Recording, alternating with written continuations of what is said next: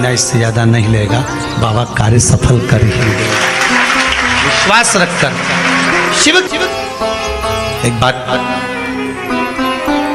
श्रेष्ठता में कही गई है, सांप के फन में जहर होता है। बोलो सही है कि गलत है? मधुमक्खी के डंक में जहर होता है। सही है? बिच्छू की पूंछ में जहर होता है।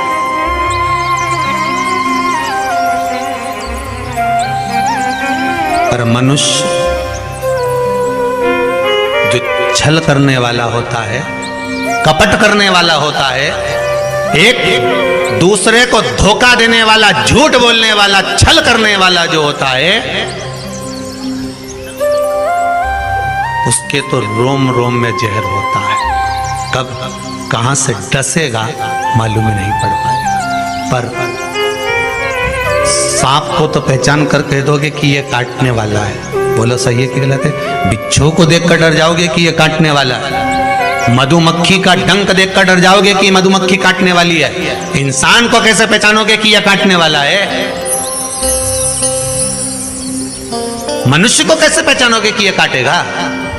मानव को कैसे पहचानोगे कि ये काटेगा? हो सकता है तुम्हारे नजदीक में रहता हो, तुम्हारे साथ में रहता हो और कई वर्षों तक साथ रह रहा हो, कब काट जाएगा आपको मालूम पड़ेगा? नहीं, सांप को देखकर भय जाएगा कि इस काट सकता है, बिच्छू काट सकता है, सांप, ये मधुमक्खी मुझे डंक मार सकती है, पर मनुष्य को कैसे पहचानोगे? तो शिव महापुराण की कथा एक बात बहुत सुंदर कहती है कि जितने विषैली हैं मधुमक्खी शंकर जी के पास,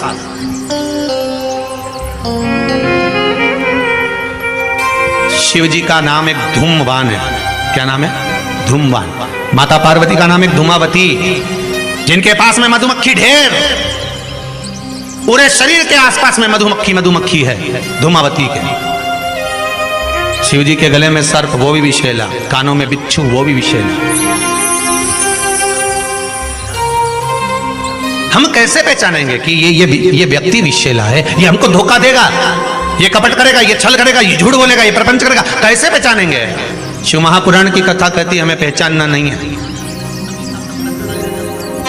सांप डसेगा, ये उसका काम है। मधुमक्खी काटेगी, डंक मारेगी, ये उसका काम है। बिच्छू डंक मारेगा, ये उसका काम है। और मनुष्य हमको छलेगा, झूठ बोलेगा, कपट करेगा, हमारे साथ धोखा करेगा, ये उसका काम है। पर एक बात याद रखना, सांप का जहर उतारने वाले का नंबर अपने पास रख लो। काटेगा तुरंत उसके पास पहुंच जाना, फोन लगा के मैं आ रहा हूं, काट खाया। बिच्छू काटे, बिच्छू वाले का नंबर अपने पास रख लो, जैसे ही काटे तुरंत उसके पास पहुंच जाओ। मधुमक्खी काटे तुरंत उसके पास पहुंच जाओ। उसी तरह मनुष्य जब काटे तो श्री शिवाय नमस्तुभ्यम मंत्र याद रखना, बस जहर उतर जाए। शिव है, औघड़ी है, दयालु है, दातार है, कृपा का सागर है। महाराज ऐसा कोई कार्य नहीं जो बाबा नहीं करता। एक बात अपने ध्यान में रखिएगा, जिस समय पर आपको लगे कि कोई समस्या बहुत बड़ी आके खड़ी हो गई है, और बहुत बड़ी समस्या, और आपकी दृष्टि में लग रहा है कि आपको ये समस्या बहुत बड़ी है, आपकी दृष्टि में आपको ऐसा महसूस हो रहा है कि ये समस्या बहुत बड़ी है और इसका कोई हल नहीं निकल रहा, सब जगह से होकर आ गए, हर जगह जाकर निवेदन कर लिया, विनती कर ली, और वो समस्या आपको लगता है कि बहुत बड़ी है, तो शिव महापुराण की कथा कहती है, महाराज बेलपत्री के पेड़ के नीचे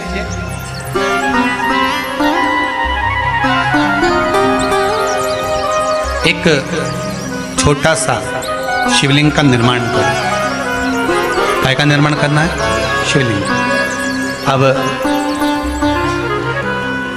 बेलपत्री के पेड़ के नीचे आप अगर सोचो कि भाई मैं ब्राह्मण हूं, सफेद मिट्टी का शिवलिंग बनाना है, क्षत्रिय हूं, लाल मिट्टी का शिवलिंग बनाना है, या वैश्य हूं, पीली मिट्टी का शिवलिंग बनाना है, या शूद्र हूं तो काली मिट्टी का शिवलिंग का निर्माण करना है। शिव महापुराण की कथा कहती है, लिंग पुराण कहती है, नर्मदा पुराण कहती है कि बेलपत्री के पेड़ के नीचे आप जिस शिवलिंग का निर्माण करें उसके लिए आपका वर्ण नहीं देखना, आपको तो बेलपत्री के नीचे की ही मिट्टी ले लेना, फिर वो जिस कलर की।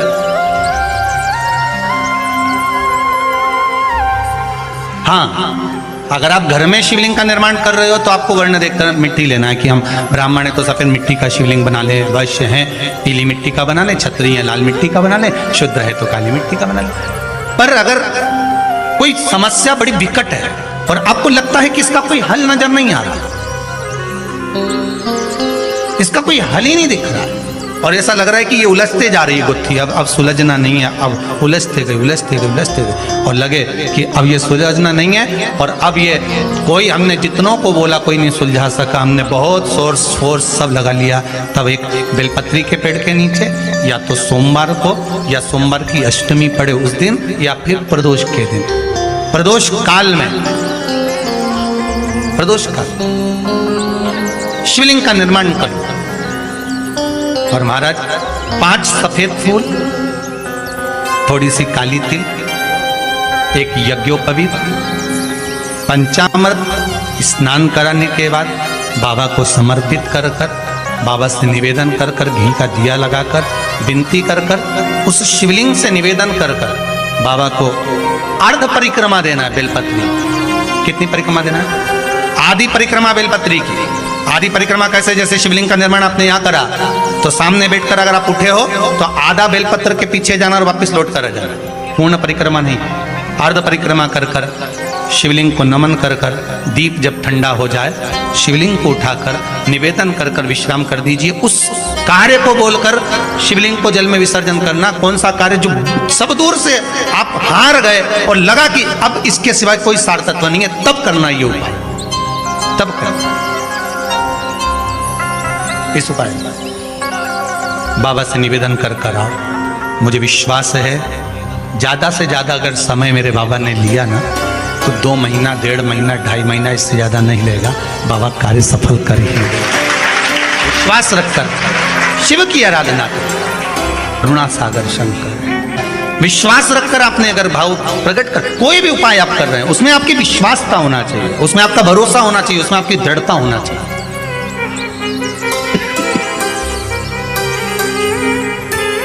और यदि विश्वास प्रबल है, प्रेम जब अनंत हो गया, रोम रोम संत हो गया। विश्वास जब दृढ़ होता है तब भगवान मिलता जरूर। आपका भरोसा अगर दृढ़ है। शिव महापुराण में वृंदा का चरित्र आता है। जलंधर के जब प्राण छूटते हैं, वृंदा जब रोती है, भगवान से कहती है कि आपने मेरा सात्वित्व डिगा दिया और मैंने आप पर विश्वास करा था। भगवान विष्णु ने कहा था कि वृंदा के पति को मारना है, तो शंकर भगवान कहते हैं शिव महापुराण में, मैं वृंदा के पति को नहीं मार सकता क्योंकि वो सात्वित्ववान है, उसकी सात्वित्वता की प्रखरता है।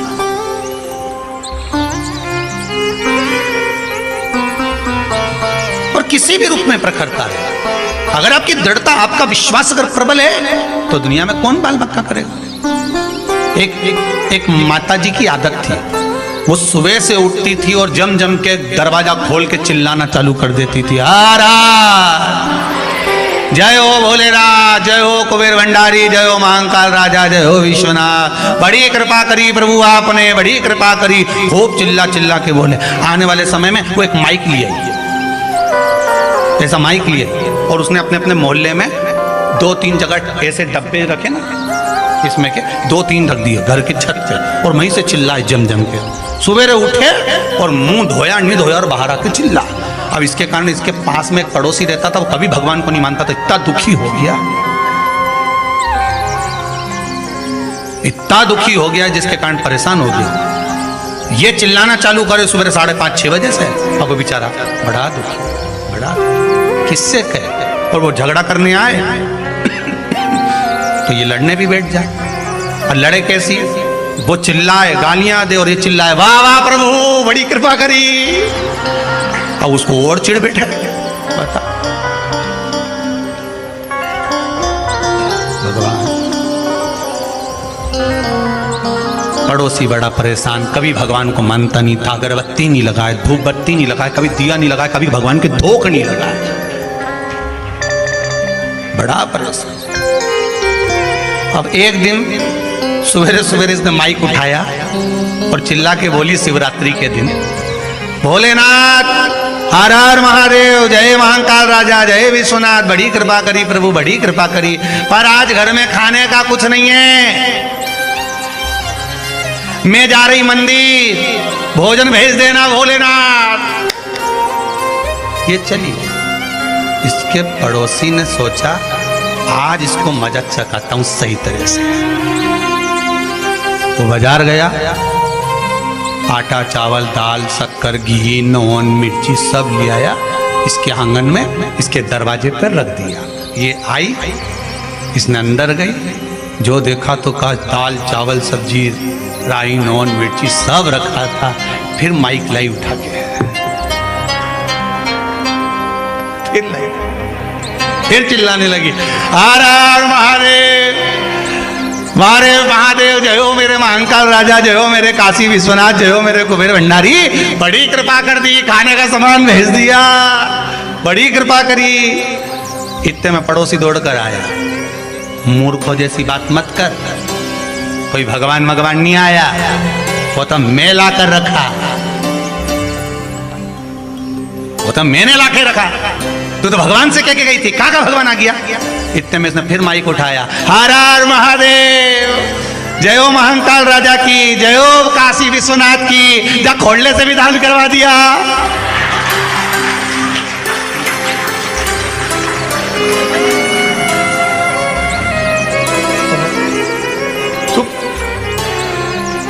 गजब,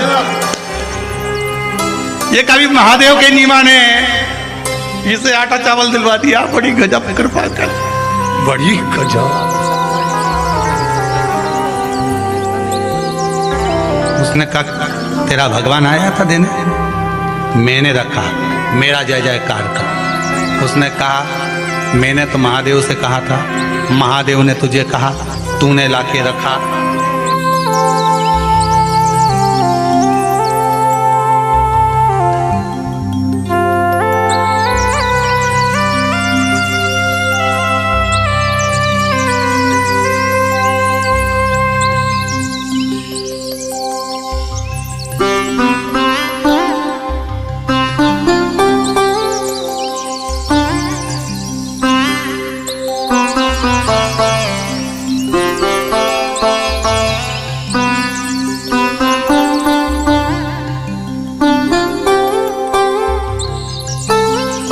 है। तो बाबा देवाधिदेव महादेव कहते हैं ये 3 घड़ी 3 पल 3 नक्षत्र 3 समय 3 दिन में जो शूल मुझे समर्पित करता है उसके जीवन से मैं शूल हटा देता हूं। वो 3 दिन लिखे स्कंद पुराण में।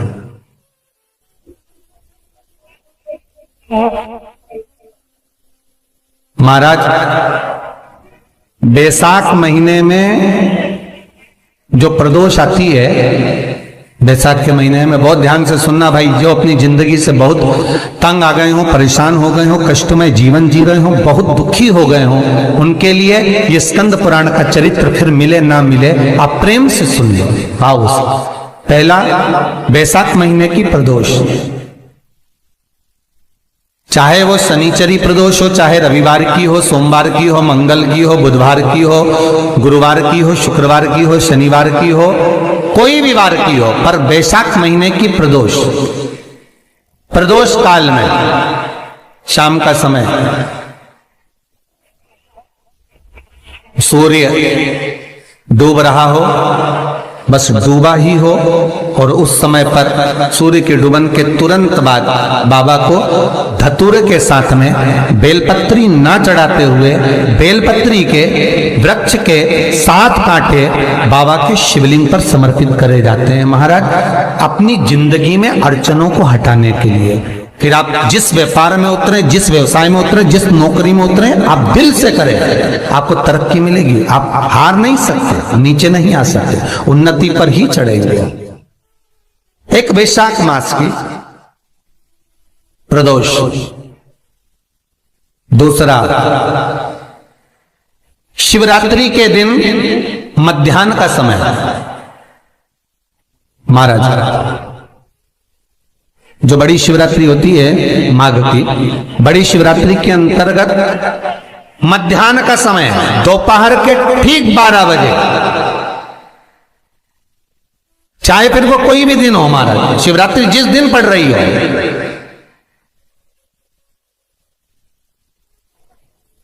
उस दिन भी धतूरे के साथ बाबा को 7 कांटे बेलपत्री के वृक्ष के समर्पित होते हैं महाराज। इसमें आप ये वाले जो कांटे हैं जो शिवरात्रि के दोपहर 12 बजे वाले हैं, अगर कोई मदिरा पीने वाला हो, व्यसन में डूबने वाला हो, कोई जुआ खेलने वाला हो, कोई गलत वैश्यावृत्ति करने वाला या अपने मार्ग से विचलित कोई व्यक्ति है, उसके लिए भी ये कांटे बहुत काम आते हैं महाराज। दूसरा, पार्वती तेरे द्वारा तेरे नयन अश्रु से जो प्रगटा हुआ बेल का वृक्ष है, द्वितीय शूल मैं वहां धारण करता, तृतीय शूल, तीसरा शूल जो वर्णन करा गया महाराज, भगवान श्रावण के महीने में जो भी दूसरा सोमवार पड़े, जो भी पड़े, श्रावण के महीने का जो दूसरा सोमवार होता है, उस दूसरे सोमवार में रात्रि के समय पर, अर्थात शास्त्र अब घड़ी और पल का स्मरण करेंगे तो रात्रि के बजेंगे 10 से 12 बजे महाराज, 10 से 12 के बीच में धतूरे के साथ बाबा को शूल समर्पित होता है महाराज। ये भी हमारी बाधाओं को, हमारी तकलीफों को, व्यापार व्यवसाय के लिए, नौकरी सर्विस के लिए, बहुत सारे एग्जाम में आप बैठ लिए, गवर्नमेंट एग्जाम के लिए बैठ लिए, नहीं हो रहा, ये 3 बार मेरे शंकर को बेलपत्री के वृक्ष के शूल समर्पित होते हैं, उसका आनंद पाना और उससे अपने को सुख प्राप्त करना।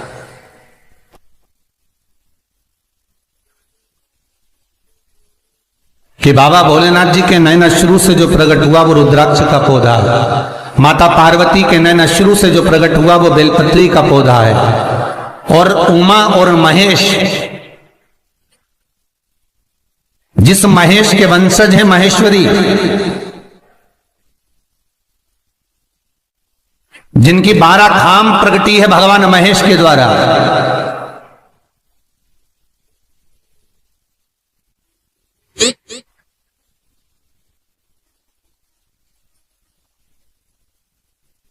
वो महेश उमा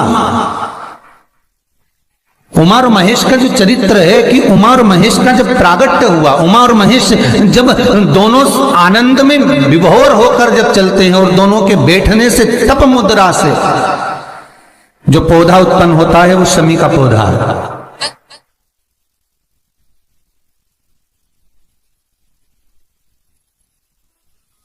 शमी का पौधा। तो एक बात ध्यान रखिए, शिव जी के द्वारा जो निर्मित हुआ उसमें कोई शूल नहीं है, उसमें कोई कांटे नहीं है। पार्वती के द्वारा जो निर्मित हुआ बेलपत्री का पौधा, उसमें कांटे हैं, और पार्वती के मिलन से भी जो उत्पन्न हुआ है शंकर के साथ में, उसमें भी कांटे हैं। शमी के पौधे में भी कांटे हैं, शमी के वृक्ष में भी कांटे हैं।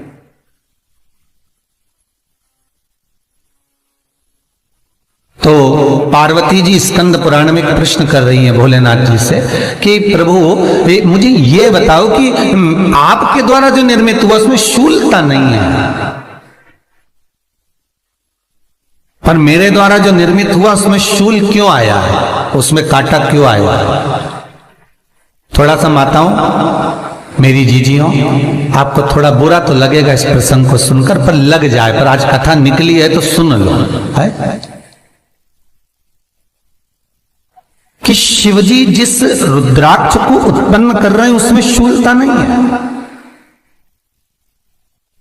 पर पार्वती जी जो संग में मिली हैं उसमें भी शूलता है, और पार्वती के द्वारा जो प्रकट हुआ बेलपत्र उसमें भी शूलता है। तो भगवान महादेव बोलते हैं पार्वती, मैं तुझे कुछ कहूं और कहने पर तुझे तेरे हृदय में कोई बात चुभे, शूल लगे तो मुझे ठीक नहीं लगेगा। नहीं नहीं नहीं, आप कहिए प्रभु, मैं सुनने के लिए तैयार हूं, आप तो बोलो कि कारण क्या है। भगवान कहते हैं पार्वती, बस अंतर इतना है, नारी का जो स्वभाव होता है, स्त्री का जो स्वभाव होता है, उसके हृदय में छोटी छोटी बात के शूल बहुत होते हैं।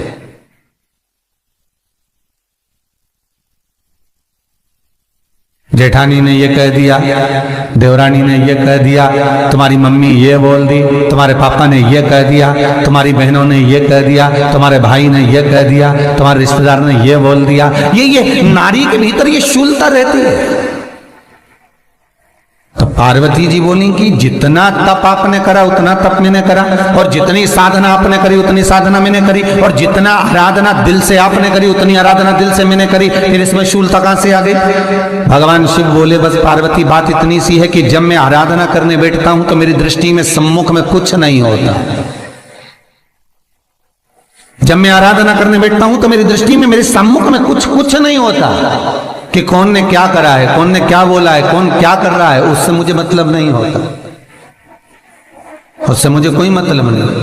पर पार्वती, जब तू आराधना करने भी बैठती है ना, तो तेरी चित्त वृत्ति में कहीं ना कहीं किसी ना किसी रूप में कोई शूल आ ही जाता है।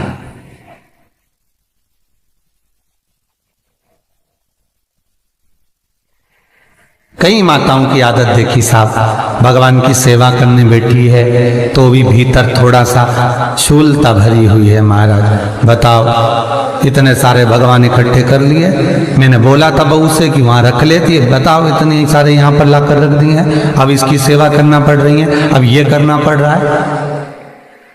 प्रसाद लेने के लिए रसोई घर में गई, भगवान का भोग लगाने के लिए, तो उसमें भी शूलता आ गई। इतने घंटों से मैं सामान ढूंढ रही, फ्रिज में मिल ही नहीं रहा, मैंने रखे गई थी, भगवान जाने कहाँ चले गए। भगवानों को वस्त्र पहना रही है तो शूलता है। अलमारी का ड्रॉज खोला, इसमें मैंने सामान रखा था, ना जाने भगवान का श्रृंगार कहाँ चले गया, कौन ने हाथ लगाया, फिर शूलता आ गई। भोजन करने बैठे तो शूलता है, कोई कार्य के लिए जा रहे हो तो शूलता है। अर्थात कहीं ना कहीं नारी के जीवन में शूलता बनी हुई है। और पार्वती, जब तुम भजन करो, तप करो, साधना करो, भक्ति करो, उसमें शूलता नहीं होना चाहिए।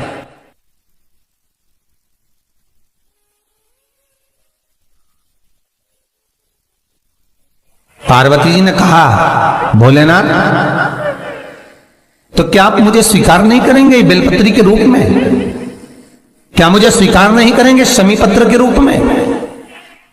पद्म पुराण, स्कंद पुराण, लिंग पुराण, नर्मदा पुराण और शिव महापुराण, ये सारी पुराणे वर्णन करती है। पार्वती जी का खंड आनंद वर्षत कर रहा है, वर्णन कर रहा है। पार्वती खंड वर्णन कर रहा है, सती खंड वर्णन कर रहा है, उमा संहिता वर्णन कर रही है। क्या आप मेरा ये बेलपत्र का स्वरूप आप धारण नहीं करेंगे? इसमें शूलता इसलिए भगवान कहते हैं नहीं नहीं, धारण तो करूंगा पर शूल धारण नहीं करूंगा। मैं शूल धारण नहीं करूंगा, मतलब बेलपत्री में जो कांटे लगे रहते हैं बेलपत्री की, उस डाली के अंदर जो कांटे शूल रहते हैं, भगवान शिव वो धारण नहीं करते। आप उस बेलपत्री को आप बड़े प्रेम से, आनंद से पत्ते को निकाल लीजिए, तोड़ लीजिए, उतार लीजिए, और फिर भगवान को वो प्रेम से समर्पित करो तो भगवान स्वीकार करना। पर भोलेनाथ, डिप्रेशन हो, कितनी बड़ी भी चिंता हो, कितना बड़ा भी टेंशन हो, कितना बड़ा भी टेंशन, कितने भी डिप्रेशन में हो, कितनी बड़ी भी तकलीफ चल रही हो, इन चार माताओं की गोद में जाकर बैठ जाओ।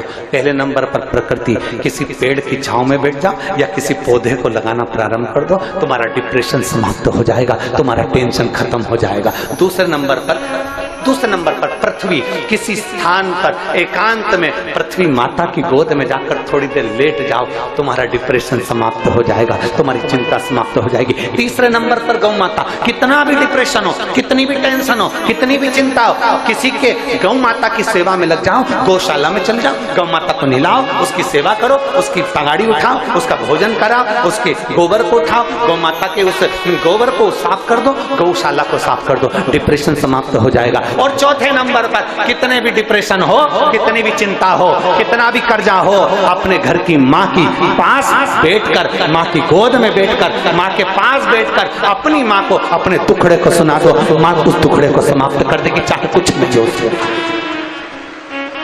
तुम्हारी माता के पास कुछ भी नहीं है, चांदी का एक छल्ला भी नहीं है, एक सोने की अंगूठी भी नहीं है, फिर भी अपना दुख, अपनी तकलीफ, अपना कष्ट अपनी मां को सुना। अपनी मां से कहो ना। कई बेटियां, कई बेटे, नवयुवक लड़के लड़कियां टेंशन में आते हैं, सुसाइड कर लेते हैं, मर गए। हम उनसे निवेदन करेंगे मरने का प्लान बाद में करना, पर एक बार अपनी माँ से जरूर जाकर कहना, माँ मुझे 15 दिन से ये टेंशन चल रहा है, माँ बहुत चिंता में हूँ, माँ, मम्मी मुझे ये परेशानी चल रही है, माँ किसी ने मुझे धोखा दिया, माँ किसी ने मुझे अपशब्द कहा, माँ किसी ने ऐसा कर दिया। अपनी माँ को जरूर बताओ, क्योंकि माँ केवल माँ नहीं है, उसके संबोधन में 33 कोटि देवी देवताओं का पुण्य समाया हुआ है। एक बड़ी सुंदर कथा आती है। एक टीचर ने अपने बच्चों से कहा, आपने स्मरण किया होगा, टीचर अपने बच्चों से कहता है कि कल सारे बच्चे स्वर्ग की मिट्टी लेकर आना। सारे बच्चे आए, एक एक बच्चे को खड़ा करा टीचर ने, तुम स्वर्ग की मिट्टी लायो? नहीं। तुम स्वर्ग की मिट्टी लायो? नहीं। तुम स्वर्ग की मिट्टी लायो? नहीं। एक छोटा सा बच्चा खड़ा हो गया, खड़े होकर बोला, टीचर ये लो मैं स्वर्ग की मिट्टी लाया हूँ। टीचर ने पूछा, ये कहाँ की मिट्टी? तू क्या स्वर्ग गया था मिट्टी लेने के लिए? तू बैकुंठ गया था मिट्टी लेने के लिए? बच्चा कहता है, नहीं, ये मेरी माँ के चरण की मिट्टी है और माँ के चरण में स्वर्ग होगा। ये मेरी माँ के चरण की मिट्टी है, उसमें स्वर्ग होता है, इसलिए मैं इस मिट्टी को लेकर आया हूँ, इस भूमि की इस परम मिट्टी को लेकर आया हूँ। स्वामी विवेकानंद जब विदेश जाते थे तब भारत माँ की मिट्टी को अपने हाथ में लेकर जाते थे। मेरे राम जी अवध से 14 वर्ष के लिए वनवास गए तो अवध की मिट्टी को साथ लेकर गए। मेरे कृष्ण कन्हैया जब ब्रज की रज को छोड़ द्वारका जाते हैं तो ब्रज की मिट्टी को अपने साथ लेकर जाते हैं। ये भारत माता की मिट्टी है, यह कोई साधारण नहीं है। यहाँ स्वामी विवेकानंद, रामकृष्ण परमहंस, चैतन्य महाप्रभु, जगत गुरु शंकराचार्य, एकनाथ जैसे संत, नामदेव तुकाराम जैसे संत इस भूमि पर जन्म लेते हैं। ये वो साधारण भूमि नहीं जिस भूमि पर 12 ज्योतिर्लिंग और 4 धाम विराजमान है। ये वो भारत की भूमि है। ये भूमि चंदन से कम नहीं है, जिसको हम माता कहते हैं, मातृभूमि कहते हैं। उसको समझे,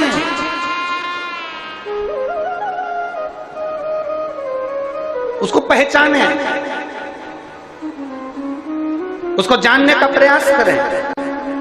अब लोग कहते हैं, गुरुजी आप अपनी कथा में ये प्रकृति की बात लेकर आते हो, आप आपकी कथा में गौ माता की बात लेकर आते हो, आप अपनी कथा में पृथ्वी की बात लेकर आते हो, माताओं की बात लेकर आते हो, क्योंकि मेरी पूरी शिव महापुराण में प्रकृति की चर्चा है, मेरी पूरी शिव महापुराण में बेलपत्र के वृक्ष की चर्चा है, मेरी पूरी शिव महापुराण में नंदी और गौ माता की चर्चा है। भगवान शंकर एक अवतार गौ माता के उदर से भी लेते हैं, नंदीश्वर बनकर पैदा होते हैं।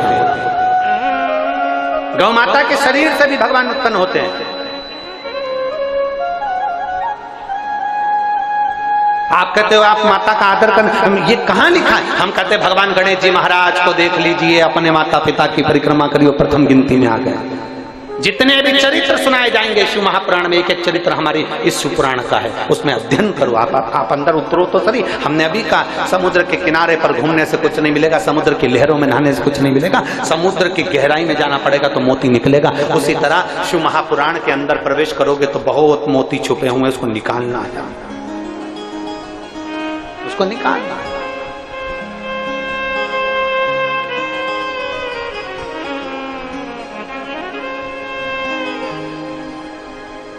और उसको वो कहते हैं, धन का बिस्तर मिल जाए पर नींद को तरसे, धन का बिस्तर मिल जाए पर नींद को तरसे, और कांटों पर भी सोकर आए किसी के मन को चैन, अरे कोई कारण होगा, अरे कोई कारण होगा। एक झोली में फूल भरे हैं, एक झोली में कांटे, तेरे बस में कुछ भी नहीं, वो बांटने वाला बांटे। अरे कोई भी बोलो, अरे कोई धन का बिस्तर मिल जाए पर नींद को तरसे नैन। बहुत सारे बैठे होंगे जिनके घर में एसी लगा है, डनलप का गद्दा है, वीआईपी रूम है, परंतु नींद गायब है। 12 बजे तक भी मोबाइल चला रहा पर नींद नहीं आ रही। पत्नी के सो जाओ, पति के नींद तो आए, नींद ही नहीं आ रही। चैन पंखे की स्पीड बढ़ा दी, एसी चल रहा था तो भी पसीना आ रहा है, नींद नहीं आ रही। और एक व्यक्ति वो है खेत में पड़ा है, खुली जमीन पर। कभी आइए इस पावन प्रांगण में, पंडाल में इतने सारे भगत सोते हैं, कोई उठ रहा है, कोई चिल्ला रहा है, कोई भजन गा रहा है, तो भी इनके नेत्र में जब नींद आती है ना तो भोलेनाथ आकर इनको पंखा कर कर जाता है। इतनी गर्मी में भी ये चैन की नींद सोते हैं। कुछ तो शिव होता हो कि धन का बिस्तर मिल जाए, नींद को तरसे। कई बैठे हैं यहाँ जिनको नींद नहीं आती, रात में 11-12 बजे तक भी, उसके बाद भी बैठे हैं थोड़ी देर हो। भगवान जब नींद आई ज्यादा तो फिर नींद की गोली खा ली।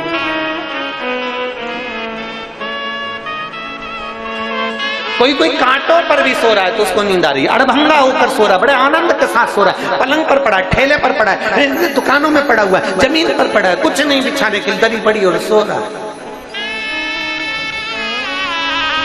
यहाँ इतनी माताएं, रात्रि को भाई लोग रहते हैं, माताएं रहती है, बच्चे रहते हैं। मैं पूछूं इनसे, आप में से कितने लोग डनलप के गद्दे पर सो रहे हैं? यहाँ पर कोई गद्दा है आपके पास में? अरे बोलो तो जम के। कोई बिछाने के लिए गादी लाए हो? नहीं। काय पे सोते हो? नीचे जमीन है, दरी बिछी है, सो रहे हैं अड़भंग होकर आनंद के साथ। क्या किसको रोइए, क्या ताने किसको?